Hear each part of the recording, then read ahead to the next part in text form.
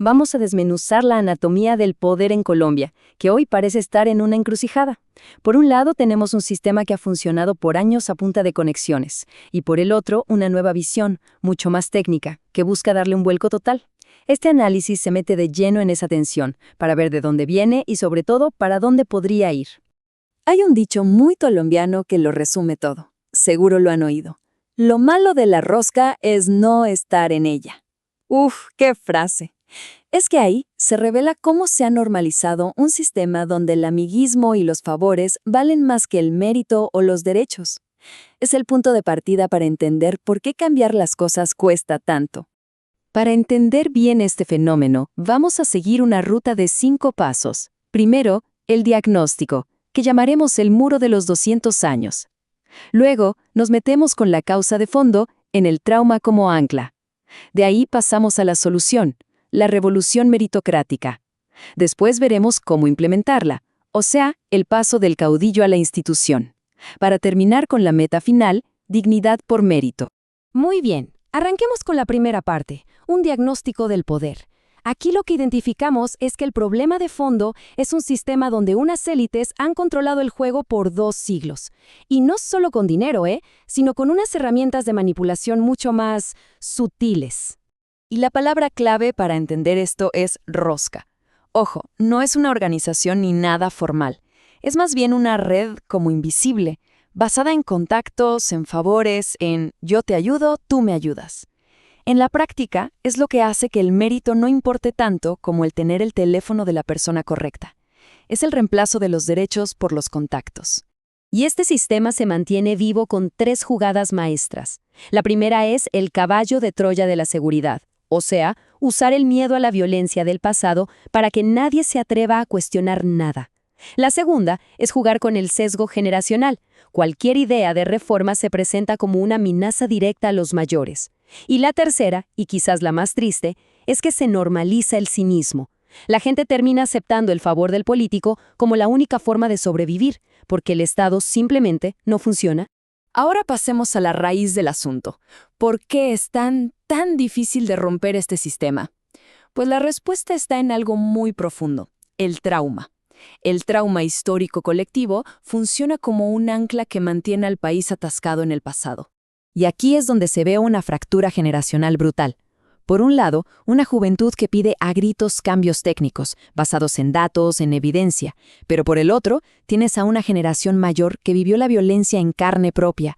Para ellos, la palabra reforma no suena a progreso, suena a caos, a amenaza, a que les van a quitar lo poco que tienen. Y ese miedo, que viene de un trauma real, es mucho más poderoso que cualquier estadística. Si lo vemos por partes, es clarísimo. En el eje emocional, el miedo al pasado le gana a la esperanza en el futuro. En el eje de la información, una narrativa de pánico en los medios puede más que cualquier dato objetivo. Y en el eje de la propiedad, la amenaza, así sea imaginaria, al patrimonio personal bloquea cualquier discusión sobre reformas estructurales. En resumen, la emoción le gana a la razón. Y esto nos lleva a una conclusión que es durísima. En Colombia, la política no es realmente un debate de ideas, es más bien una gestión de traumas. Y mientras el pánico a repetir el pasado sea el motor principal, las élites tradicionales seguirán teniendo el control emocional de la gente. Bueno, pero frente a este diagnóstico se plantea una solución, y es una solución radical.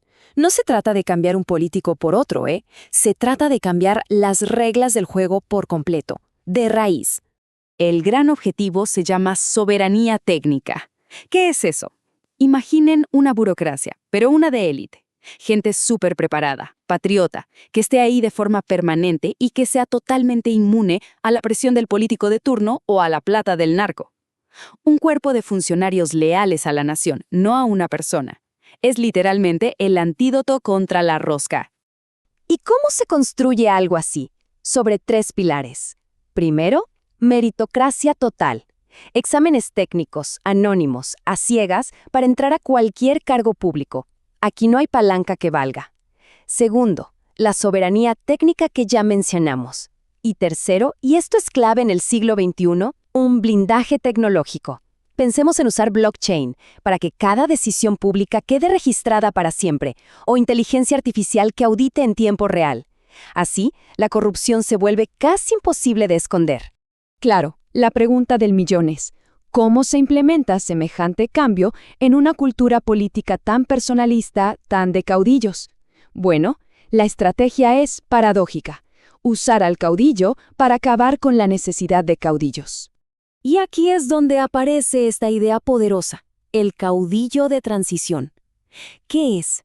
Es un líder con un carisma arrollador, con un poder inmenso, que usa toda esa fuerza no para quedarse en el poder, sino para demoler el sistema presidencialista y construir un andamiaje de instituciones tan, pero tan fuerte que él mismo se vuelva innecesario en el futuro. El cambio más importante tiene que ocurrir en la percepción de la gente. En el sistema de ahora, uno le agradece al político por un servicio público, como si fuera un favor.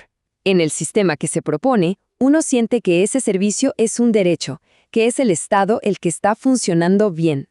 Cuando ese clic mental sucede, se le quita el oxígeno al clientelismo. Y con esto llegamos al objetivo final de toda esta propuesta. Porque, a ver, no se trata solo de que el Estado sea más eficiente, se trata de algo mucho más profundo, que tiene que ver con la dignidad y hasta con la defensa nacional. Y este punto es fundamental. Pensar que la meritocracia es solo un tema de administración es quedarse muy corto. Es una doctrina de defensa nacional. Un Estado basado en la rosca es un Estado débil, lento, fácil de infiltrar por cualquier grupo criminal. En cambio, un cuerpo técnico, anónimo y supercapacitado es un muro casi impenetrable. Esta cita lo resume todo. La verdadera lucha hoy es entre dos modelos. Un sistema que te obliga a sobrevivir a punta de contactos y favores, y un proyecto de país que te ofrece dignidad a través de tu propio mérito. La decisión entre esos dos caminos es lo que va a definir el futuro. Y cerramos con esta pregunta, que queda para la reflexión. ¿Podrá Colombia dejar de ser esa finca administrada por herederos y convertirse por fin en una nación moderna? ¿Una donde la eficiencia del Estado sea la herramienta principal para proteger la dignidad de su gente? La respuesta, bueno, la respuesta se está escribiendo ahora mismo.